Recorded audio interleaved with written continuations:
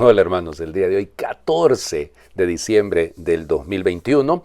Ok, sí, es martes de la tercera semana del tiempo del Adviento, pero hoy tenemos memoria obligatoria, la de uno de mis santos preferidos, San Juan de la Cruz, que realmente vamos, Juan de Yepes Álvarez, así fue bautizado. Pues él nace en 1542 en Fontiveros, un 24 de junio. Por eso el nombre de Juan, ¿no? De Juan Bautista, de ahí viene su nombre de Juan. Tuvo tres hermanos. Miren, su papá, ellos eran conversos, ¿verdad? Ellos no eran propiamente cristianos, se convirtieron, su padre y su madre, y luego pues su papá muere cuando él es muy pequeño. Tiene dos hermanos más, Luis y Francisco. Su hermanito Luis muere cuando él tiene 6 años. Miren, eran increíblemente pobres, porque la mamá se quedó sin ninguna fuente de ingreso al morir el papá. El papá era tejedor, creo. Y no creo, era tejedor. Y lamentablemente pues eso va a generar una situación dificilísima en la familia, ¿no? Se dice que su hermano Luis de hecho murió porque no tenía comida. De una muy mala alimentación murió él. Y bueno, él le toca estudiar en las escuelas de la doctrina, que eran los lugares donde la iglesia ayudaba a los niños para que no estuvieran en la calle ahí, sí, para que no fueran vagos. Y entonces de ahí pasará en Medina del Campo al Colegio de los Jesuitas, pero siempre teniendo que cumplir con algunas tareas, ¿verdad?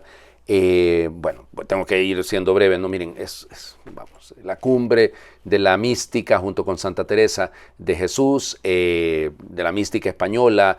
Probablemente es el patrono de los poetas españoles, ¿no? O sea, probablemente el poeta más destacado del mundo español, de la lengua española. Bueno, vamos. Ingresa en 1563 con los carmelitas ahí en Medina del Campo y bueno, cambia su nombre, se pone Fray Juan de San Matías, ya segundo nombre que se coloca, y bueno, realiza algunos estudios en Salamanca, pero él no está muy satisfecho realmente con el tema de cómo están llevando la vida los carmelitas. Regresa en 1567 a Medina del Campo para ser ordenado sacerdote y ahí conoce a Santa Teresa de Jesús, a Teresa Ahumada. Y ahí le cambia la vida, ella lo asocia al trabajo de la reforma carmelitana, al punto que, pues inspirado un poco por el trabajo de ella, fundará el primer convento de carmelitas descalzos. Eso va a provocar que vuelven a la regla de San Alberto, o sea, ahí está la clave, ¿no? Que era la regla original. Y entonces eso genera un conflicto muy grande con los carmelitas en general.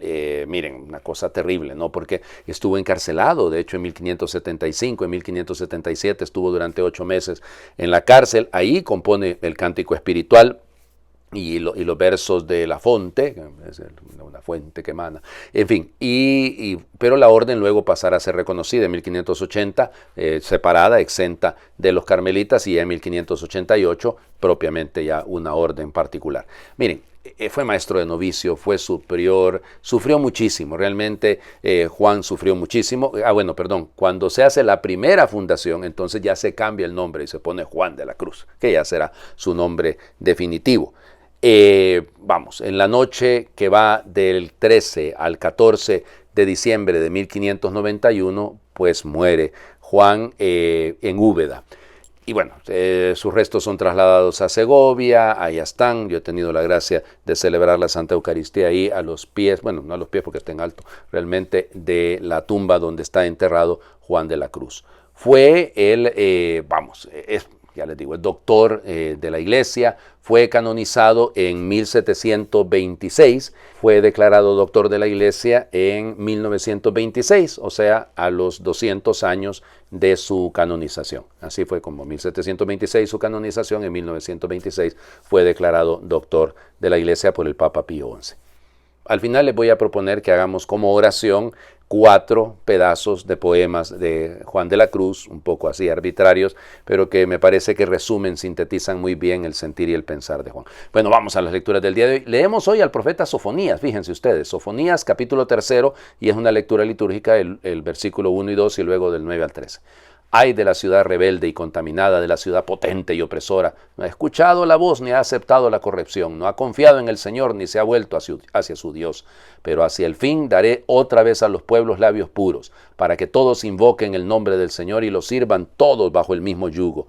Desde más allá de los ríos de Etiopía hasta las últimas regiones del norte, los que me sirven me traerán ofrendas. Aquel día no sentirá ya vergüenza de haberme sido infiel, porque entonces yo quitaré de en medio de ti a los orgullosos y engreídos, y tú no volverás a ensoberbecerte en mi monte santo. Aquel día, dice el Señor, yo dejaré en medio de ti un pueblo mío, un puñado de gente pobre y humilde.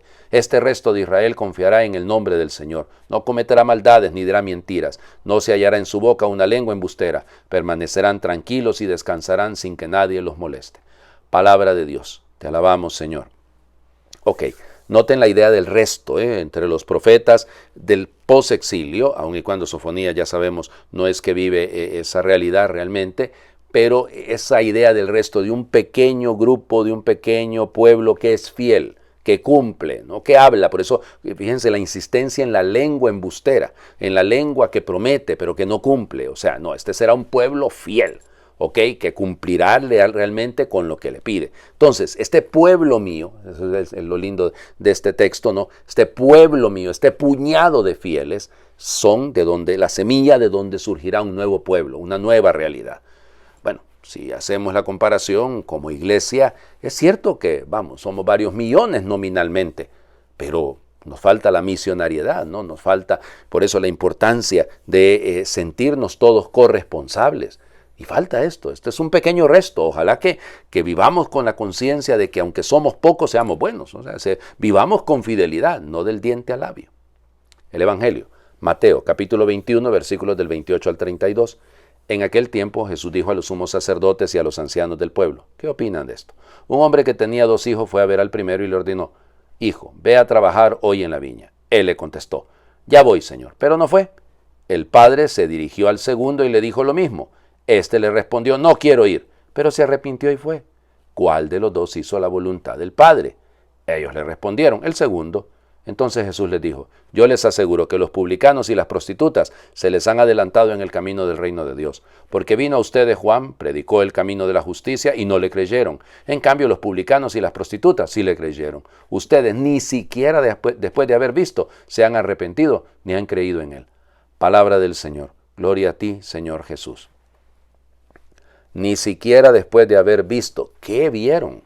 O sea, esa es la pregunta que yo me hago. ¿Qué vieron? A él, lo vieron actuar, lo vieron hacer milagros, lo vieron predicar, lo vieron sanar leprosos, lo vieron resucitar a la hija de Jairo, lo vieron dar de comer a la...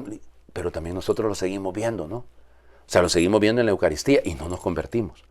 Lo vemos a diario, podemos verlo a diario al Señor, realmente presente sacramentalmente y no nos convertimos. Por eso creo que la parábola es muy linda, ¿no? ¿Qué les parece? ¿Qué les parece?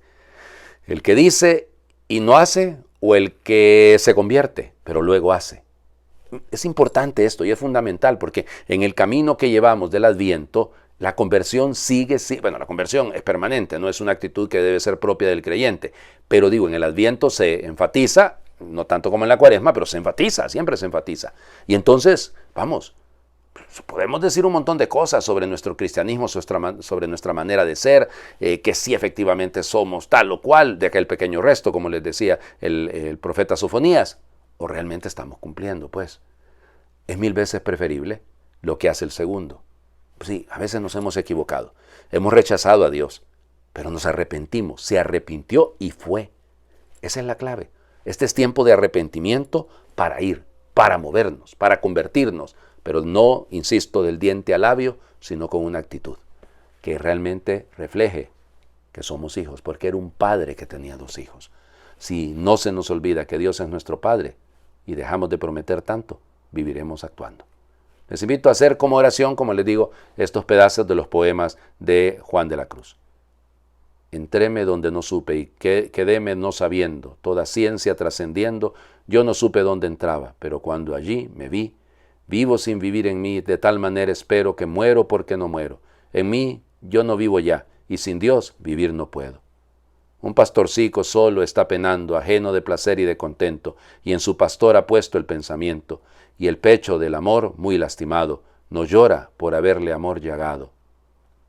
que bien sé yo la fonte que mana y corre, aunque es de noche. Aquella eterna fonte está escondida, que bien sé yo do tiene su manida, aunque es de noche. Su origen no lo sé, pues no le tiene, mas sé que todo origen de ella tiene, aunque es de noche. Amén. El Señor esté con ustedes y les bendiga a Dios por intercesión de San Juan de la Cruz, el que es Padre, Hijo y Espíritu Santo, y su bendición descienda y les acompañe siempre. Feliz martes para todos.